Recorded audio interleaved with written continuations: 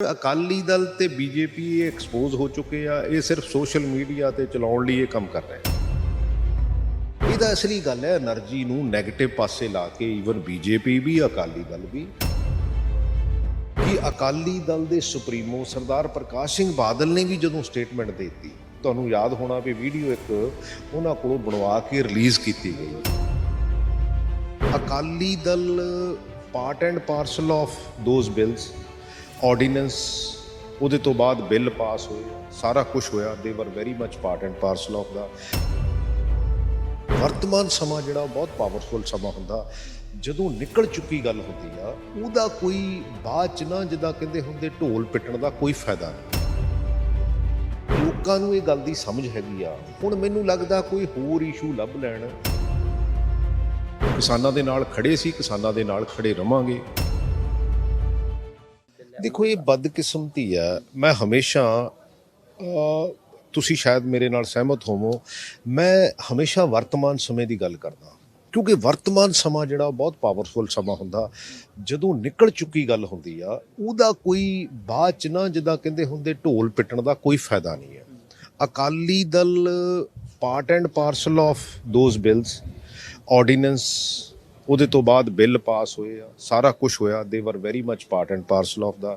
ਲੇਕਿਨ ਜਦੋਂ ਲੋਕਾਂ ਦਾ ਪ੍ਰੋਟੈਸਟ, ਕਿਸਾਨਾਂ ਦਾ ਪ੍ਰੋਟੈਸਟ ਇੰਨਾ ਵੱਧ ਗਿਆ, ਔਰ ਸਭ ਤੋਂ ਵੱਡੀ ਗੱਲ ਹੈ ਕਿ ਅਕਾਲੀ ਦਲ ਦੇ ਸੁਪਰੀਮੋ ਸਰਦਾਰ ਪ੍ਰਕਾਸ਼ ਸਿੰਘ ਬਾਦਲ ਨੇ ਵੀ ਜਦੋਂ ਸਟੇਟਮੈਂਟ ਦੇ ਦਿੱਤੀ, ਤੁਹਾਨੂੰ ਯਾਦ ਹੋਣਾ ਵੀ ਵੀਡੀਓ ਇੱਕ ਉਹਨਾਂ ਕੋਲੋਂ ਬਣਵਾ ਕੇ ਰਿਲੀਜ਼ ਕੀਤੀ ਗਈ। ਸੋ ਉਹ ਸਾਰਾ ਕੁਝ ਹੋ ਚੁੱਕਿਆ ਐਂਡ ਲੋਕਾਂ ਨੂੰ ਇਹ ਗੱਲ ਦੀ ਸਮਝ ਹੈਗੀ ਆ। ਹੁਣ ਮੈਨੂੰ ਲੱਗਦਾ ਕੋਈ ਹੋਰ ਇਸ਼ੂ ਲੱਭ ਲੈਣ।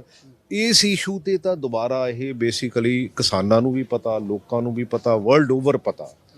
ਜਦੋਂ ਅਸੀਂ ਦੇਖੋ ਅੱਜ ਨਾ, ਜਦੋਂ ਇਲੈਕਟ੍ਰੋਨਿਕ ਮੀਡੀਆ ਦਾ, ਸੋਸ਼ਲ ਮੀਡੀਆ ਦਾ ਜ਼ਮਾਨਾ, ਜਦੋਂ ਅਸੀਂ ਕੋਈ ਵੀ, ਮੈਂ ਅੱਜ ਜਿਹੜੀ ਗੱਲ ਕਹਿਣਾ, ਜਦੋਂ ਪਰਸੋਂ ਨੂੰ ਮੈਂ ਹੀ ਆਪ ਕੰਟਰਾਡਿਕਟਰੀ ਕਰੂੰਗਾ ਤੇ ਤੁਸੀਂ ਨਾਲ ਦੀ ਨਾਲ ਹੀ ਉਹਦੀ ਕਲਿੱਪਿੰਗ ਵੀ ਚਲਾਉਣੀ ਆ ਤੇ ਨਾਲ ਦੀ ਨਾਲ ਹੀ ਉਦਣ ਵਾਲੀ ਕਲਿੱਪਿੰਗ ਵੀ ਚਲਾਉਣੀ ਆ। ਸੋ ਇਸ ਕਰਕੇ ਇਹ ਮੈਨੂੰ ਲੱਗਦਾ ਇਦਾਂ ਦੀ ਪੋਲਿਟਿਕਸ ਦਾ ਓਵਰ ਹੋ ਗਿਆ। ਕੇਂਦਰ ਸਰਕਾਰ ਵੱਲੋਂ ਵੀ ਤਾਂ ਪੂਰੀ ਦਿੱਲੀ ਜਿਹੜਾ ਘੇਰਾਬੰਦੀ ਕਰ ਲਈ ਗਈ ਹੈ, ਕੋਈ ਐਂਟਰ ਨਹੀਂ ਕਰ ਪਾ। ਦੇਖੋ ਮੈਨੂੰ ਲੱਗਦਾ ਇਹ ਸਾਰਾ ਕੁਝ ਰਲਿਆ ਮਿਲਿਆ ਕੰਮ ਹੈ, ਜਸਟ ਟੂ ਸ਼ੋ, ਔਰ ਉਹ ਵੀ ਸੋਸ਼ਲ ਮੀਡੀਆ ਨੂੰ ਯੂਜ਼ ਕਰਨ ਲਈ ਜਾਂ ਮੀਡੀਆ ਨੂੰ ਯੂਜ਼ ਕਰਨ ਲਈ ਵੀ ਹਾਂ ਵੀ ਅਸੀਂ ਬਹੁਤ ਕਿਸਾਨਾਂ ਦੇ ਹੇਤੂ ਹੈਗੇ ਆ। ਸਾਨੂੰ ਦੇਖੋ ਆਉਣ ਵਾਲੇ ਸਮੇਂ ਲਈ ਵਿਜ਼ੂਅਲਾਈਜ਼ ਕਰਨਾ ਚਾਹੀਦਾ, ਔਰ ਗਵਰਨਮੈਂਟ ਆਫ ਇੰਡੀਆ ਨੂੰ ਵੀ ਰਿਪੀਲ ਤਾਂ ਕਰਨਾ ਹੀ ਚਾਹੀਦਾ, but at the same time ਸਾਨੂੰ ਨੈਸ਼ਨਲ ਲੈਵਲ ਤੇ ਵੀ ਪਾਲਿਸੀ ਬਣਾਉਣ ਦੀ ਜ਼ਰੂਰਤ ਹੈਗੀ ਆ। ਐਗਰੀਕਲਚਰ ਪਾਲਿਸੀ ਬਣਾਓ। ਮੰਨ ਲਓ ਸਪੋਜ਼ ਅਸੀਂ ਕਣਕ ਤੇ ਝੋਨਾ ਕਹਿ ਲਓ ਕਿ 5 ਸਦੀਆਂ ਤੋਂ ਅੱਜ ਮੱਧ ਪ੍ਰਦੇਸ਼, ਹਿਮਾਚਲ ਜਾਂ ਹੋਰ ਸੂਬੇ, ਅੱਛਾ ਫਿਰ ਕਹਿਣਗੇ ਸਰਪਲਸ ਹੋ ਗਿਆ। ਬਈ ਉਹਨਾਂ ਨੂੰ ਡਿਵਰਸੀਫਿਕੇਸ਼ਨ ਤੇ ਲੈ ਜਾਓ। ਜਦੋਂ ਨੈਸ਼ਨਲ ਪਾਲਿਸੀ ਬਣੂਗੀ, ਸਾਨੂੰ ਸਾਡੇ ਫੂਡ ਦੀ ਕਿਹਦੀ ਜ਼ਰੂਰਤ ਹੈਗੀ ਆ। ਦੇਖੋ ਇਹ ਕਹਿਣਗੇ ਸਰਪਲਸ ਫੂਡ ਹੈ, ਲੇਕਿਨ ਐਟ ਦਾ ਸੇਮ ਟਾਈਮ ਫੇ 30 ਤੋਂ 35 ਕਰੋੜ ਲੋਕੀ ਸ਼ਾਮ ਨੂੰ ਭੁੱਖੇ ਕਿਉਂ ਸੌਂਦੇ ਆ?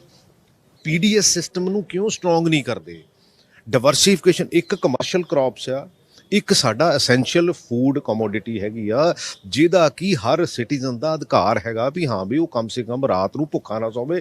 ਮੇਰਾ ਇਸ਼ੂ ਤਾਂ ਇੰਨਾ ਹੈਗਾ, ਔਰ ਉਹਦੇ ਤੇ ਵਰਕ ਕਰਨ ਦੀ ਜ਼ਰੂਰਤ ਹੈ। ਇਹਦਾ ਅਸਲੀ ਗੱਲ ਹੈ એનર્ਜੀ ਨੂੰ ਨੈਗੇਟਿਵ ਪਾਸੇ ਲਾ ਕੇ ਈਵਨ ਬੀਜੇਪੀ ਵੀ, ਅਕਾਲੀ ਦਲ ਵੀ, ਇਹਨਾਂ ਨੂੰ ਉੱਥੇ ਨੈਸ਼ਨਲ ਲੈਵਲ ਤੇ ਪਾਲਿਸੀ ਬਣਾਉਣੀ ਚਾਹੀਦੀ ਆ, ਤਾਂ ਕਿ ਜਿਹੜੀ ਡਿਵਰਸੀਫਾਈਡ ਕ੍ਰੌਪਸ ਹੈਗੀ ਆ ਉਹ ਮੱਧ ਪ੍ਰਦੇਸ਼ 'ਚ ਹੋਣ ਲੱਗ ਪਵੇ, ਜਿੱਥੇ ਅਸੀਂ ਸਾਰਾ ਕੁਝ ਹੀ ਆਪਣਾ ਦਾਅ 'ਤੇ ਲਾਤਾ। ਦੇਖੋ ਪੰਜਾਬ ਨੇ ਗ੍ਰੀਨ ਰੈਵੋਲੂਸ਼ਨ ਤਾਂ ਲੈ ਆਂਦਾ, ਅਸੀਂ ਇੰਡਸਟਰੀ ਨਹੀਂ ਲਿਆ ਸਕੇ, ਅਸੀਂ IIT ਨਹੀਂ ਲਿਆ ਸਕੇ, ਅਸੀਂ ਹੋਰ ਜਿਹੜੀਆਂ ਕਈ ਚੀਜ਼ਾਂ ਲਿਆਉਣੀਆਂ ਸੀ ਉਹ ਨਹੀਂ ਲਿਆ ਸਕੇ। ਅਸੀਂ ਕਿਉਂ ਨਹੀਂ ਲਿਆ ਸਕੇ? ਅਸੀਂ ਤਾਂ ਫੋਕਸ ਇਹਦੇ ਤੇ ਕਰ ਦਿੱਤਾ। ਅਸੀਂ ਪਾਣੀ ਦਾ ਵੀ ਨੁਕਸਾਨ ਕਰਾਇਆ, ਆਪਣੀ ਧਰਤੀ ਦਾ ਵੀ ਨੁਕਸਾਨ ਕਰਾਇਆ, ਤੇ ਫਿਰ ਅੱਜ ਜੇ ਸਰਪਲਸ ਹੋ ਗਿਆ ਤੇ ਫਿਰ ਸਾਨੂੰ ਕਹਿਣ ਡਿਆ ਵੀ ਹਾਂ ਵੀ ਹੁਣ ਤੁਸੀਂ ਇਹ ਆਹ ਨਾ ਕਰੋ, ਆਹ ਨਾ ਕਰੋ। ਕਿਉਂਕਿ ਇਹ ਨੈਸ਼ਨਲ ਲੈਵਲ ਤੇ ਜੇ ਐਗਰੀਕਲਚਰ ਪਾਲਿਸੀ ਬਣਾਉਣ ਐਂਡ ਸਟੇਟਾਂ ਨੂੰ ਕੰਸੈਂਟ ਲੈ ਕੇ ਸਰਵੇਜ਼ ਕਰਾ ਕੇ ਕਿ ਕਿੱਥੇ ਕਿਹੜੀ ਕ੍ਰੌਪ ਹੋ ਸਕਦੀ ਆ, ਕਿੱਥੇ ਕਿਹੜੀ ਕ੍ਰੌਪ ਹੋ ਸਕਦੀ ਆ, ਇਹ ਸਾਰੇ ਮਸਲੇ ਹੱਲ ਹੋ ਸਕਦੇ ਆ। ਅਨਫੋਰਚੂਨੇਟਲੀ ਉਸ ਗੱਲ ਦਾ ਤਾਂ ਕਿਸੇ ਨੂੰ ਧਿਆਨ ਨਹੀਂ ਹੈ, ਨਾ ਉਧਰ ਨੂੰ ਮੈਨੂੰ ਲੱਗਦਾ ਇਹਨਾਂ ਦਾ ਬਹੁਤਾ ਦਿਮਾਗ ਹੀ ਚੱਲਦਾ ਹੈਗਾ। ਔਰ ਇਹ ਚੀਜ਼ਾਂ ਜਿਹੜੀਆਂ ਸਾਨੂੰ ਕਰਨ ਦੀ ਜ਼ਰੂਰਤ ਹੈਗੀ ਆ। ਔਰ ਅਕਾਲੀ ਦਲ ਤੇ ਬੀਜੇਪੀ ਇਹ ਐਕਸਪੋਜ਼ ਹੋ ਚੁੱਕੇ ਆ। ਇਹ ਸਿਰਫ ਸੋਸ਼ਲ ਮੀਡੀਆ ਤੇ ਚਲਾਉਣ ਲਈ ਇਹ ਕੰਮ ਕਰ ਰਹੇ ਆ। ਕੈਪਟਨ ਅਮਰਿੰਦਰ ਸਿੰਘ ਹੁਣਾਂ ਨੇ ਕਿਹਾ ਸੀ ਕਿ ਪੰਜਾਬ ਦੇ ਵਿੱਚ ਧਰਨੇ ਨਾਲ ਆਏਗਾ, ਆਰਥਿਕਤਾ ਨੂੰ ਨੁਕਸਾਨ ਹੋ ਰਿਹਾ। ਜਥੇਬੰਦੀਆਂ ਨੇ ਵਿਰੋਧ ਕੀਤਾ, ਤ੍ਰਿਪਤ ਬਾਜਵਾ ਹੁਣੀ ਵੀ ਕਹਿੰਦੇ ਕਿ ਬਿਲਕੁਲ ਠੀਕ ਕਹੀ ਸੀ ਗੱਲ ਕੈਪਟਨ ਅਮਰਿੰਦਰ ਸਿੰਘ ਉਹਨਾਂ ਨੇ ਵੀ ਲੜਾਈ ਤਾਂ ਸੈਂਟਰ ਦੇ ਨਾਲ ਹੈ, ਪੰਜਾਬ ਨਾਲ ਥੋੜੀ ਲੜਾਈ ਹੈ। ਕਿਸ ਤਰ੍ਹਾਂ ਦੇਖਦੇ ਹੋ ਇਸ ਗੱਲ ਨੂੰ, ਕਿਉਂਕਿ ਜਥੇਬੰਦੀਆਂ ਨੇ ਵਿਰੋਧ ਕੀਤਾ? ਦੇਖੋ ਮੈਂ ਹੋਰ ਤਰ੍ਹਾਂ ਸੋਚਦਾ, ਦੇਖੋ ਹੋ ਸਕਦਾ ਮੇਰੀ ਕਿਤੇ ਸੋਚ ਅਲੱਗ ਹੋ ਸਕਦੀ ਹੈ, ਬਟ ਮੈਂ ਇਹ ਕਹਿੰਦਾ ਕਿ ਮੰਨ ਲਓ ਹੁਣ ਜਿੱਦਾਂ ਸਾਨੂੰ ਨੈਸ਼ਨਲ ਲੈਵਲ ਤੇ ਸਾਨੂੰ ਐਗਰੀਕਲਚਰ ਪਾਲਿਸੀ ਬਣਾਉਣੀ ਚਾਹੀਦੀ ਆ, ਕਿਉਂਕਿ ਹੁਣ ਡਿਵਰਸੀਫਿਕੇਸ਼ਨ ਦੀ ਗੱਲ ਹੈ। ਡਿਵਰਸੀਫਿਕੇਸ਼ਨ ਵਿੱਚ ਦੇਖੋ ਅਸੀਂ ਕਿਸਾਨਾਂ ਦੇ ਨਾਲ ਖੜੇ ਆ, ਕਿਸਾਨਾਂ ਦੇ ਨਾਲ ਖੜੇ ਸੀ, ਕਿਸਾਨਾਂ ਦੇ ਨਾਲ ਖੜੇ ਰਵਾਂਗੇ, ਲੇਕਿਨ ਜਦੋਂ ਇਹ 3 ਕਾਲੇ ਕਾਨੂੰਨ ਤਾਂ ਹੋਣੇ ਚਾਹੀਦੇ ਰਿਪੀਲ, ਇਹਦੇ 'ਚ ਤਾਂ ਕੋਈ ਦੋ ਰਾਮਾ ਹੀ ਨਹੀਂ ਹੈ, ਬਟ ਉਹਨੂੰ ਵਿਜ਼ੂਅਲਾਈਜ਼ ਵੀ ਕਰ ਲਈਏ ਨਾ ਵੀ ਆਉਣ ਵਾਲੇ ਸਮੇਂ 'ਚ ਅਸੀਂ ਕਰਨਾ ਕੀ ਆ, ਕਿਉਂਕਿ ਗਵਰਨਮੈਂਟ ਆਫ ਇੰਡੀਆ ਇੱਧਰ ਨੂੰ એનર્ਜੀ ਤਾਂ ਲਾ ਨਹੀਂ ਰਹੀ, ਲੇਕਿਨ ਅਨਫੋਰਚੂਨੇਟਲੀ ਦੂਸਰੇ ਪਾਸਿਆਂ ਨੂੰ એનર્ਜੀ ਲਾ ਰਹੀ ਹੈ। ਜੇ ਨੈਸ਼ਨਲ ਦੇਖੋ ਗੱਲ ਇਹ ਆ ਕਿ ਜੇ ਇਹ ਨੈਸ਼ਨਲ ਐਗਰੀਕਲਚਰ ਪਾਲਿਸੀ ਬਣਾਉਣਗੇ, ਕਿਉਂਕਿ ਮੰਨ ਲਓ ਸਪੋਜ਼ ਹੁਣ ਕਣਕ ਉੱਥੇ ਵੀ ਹੋਣ ਲੱਗ ਪਈ, ਮੱਧ ਪ੍ਰਦੇਸ਼ ਦੇ ਵਿੱਚ ਕਣਕ ਇੱਥੇ ਵੀ ਹੁਣ ਕਹਿੰਦੇ ਸਰਪਲਸ ਹੈ। ਪਹਿਲੀ ਗੱਲ ਤਾਂ ਜੇ ਸਰਪਲਸ ਹੈ ਤੇ ਸਾਡਾ 30 ਤੋਂ 35 ਕਰੋੜ ਲੋਕ ਸ਼ਾਮ ਨੂੰ ਭੁੱਖੇ ਕਿਉਂ ਸੌਂਦੇ ਆ, ਕਿਉਂਕਿ ਇਹ ਤਾਂ ਗਵਰਨਮੈਂਟਾਂ ਦਾ ਕੰਮ ਹੈਗਾ ਨਾ ਕਿ ਤਾਂ ਕਿ ਜਿਹੜਾ ਇਹਦਾ ਮਤਲਬ ਜਾਂ ਤਾਂ ਪੀਡੀਐਸ ਸਿਸਟਮ ਦੇ ਵਿੱਚ, ਅੱਛਾ ਜਦੋਂ ਵੀ ਪ੍ਰਾਈਵੇਟ ਸੈਕਟਰ ਆਊਗਾ ਉਹ ਕਦੀ ਵੀ ਜਿਹੜਾ ਇਹ ਲੋਕਾਂ ਦੀ ਡਿਮਾਂਡ ਨੂੰ ਪੂਰੀ ਨਹੀਂ ਕਰ ਸਕੂਗਾ, ਉਹਨਾਂ ਦਾ ਤਾਂ ਪਿਓਰਲੀ ਕਮਰਸ਼ੀਅਲ ਐਂਗਲ ਹੋਊਗਾ। ਸੋ ਇਹਨੂੰ ਵਿਜ਼ੂਅਲਾਈਜ਼ ਕਰਕੇ ਸਰਕਾਰਾਂ ਨੂੰ ਉਹਦੇ ਤੇ ਕੰਮ ਕਰਨਾ ਚਾਹੀਦਾ, ਕਿਉਂਕਿ ਤੁਸੀਂ ਮੰਨ ਲਓ ਅੱਜ ਕਿਤੇ ਬਾਹਰੋਂ ਤੁਸੀਂ ਫੂਡ ਲੈਣ ਚਲੇ ਜਾਓ ਜਾਂ ਬਾਹਰੋਂ ਜਿਹੜੀਆਂ ਕਣਕ ਵਗੈਰਾ ਲੈਣ ਚਲੇ ਜਾਓ, ਅਸੀਂ ਉਨੇ ਸਾਡੇ ਕੋਲ ਪੈਸੇ ਹੀ ਹੈ ਨਹੀਂ ਵੀ ਅਸੀਂ ਖਰੀਦ ਸਕੀਏ। ਸਾਨੂੰ ਇਹਨਾਂ ਵੱਲ ਨੂੰ ਮਾਈਂਡ ਅਪਲਾਈ ਕਰਨਾ ਚਾਹੀਦਾ, ਨਾ ਕਿ ਅਸੀਂ ਰਿਪੀਲ ਤਾਂ ਹੋਣੀ ਚਾਹੀਦੀ ਆ, ਬਟ ਇਹਦੇ ਨਾਲ ਇਸ ਚੀਜ਼ਾਂ ਨੂੰ ਵੀ ਸੋਚਣ ਦੀ ਜ਼ਰੂਰਤ ਹੈਗੀ ਆ।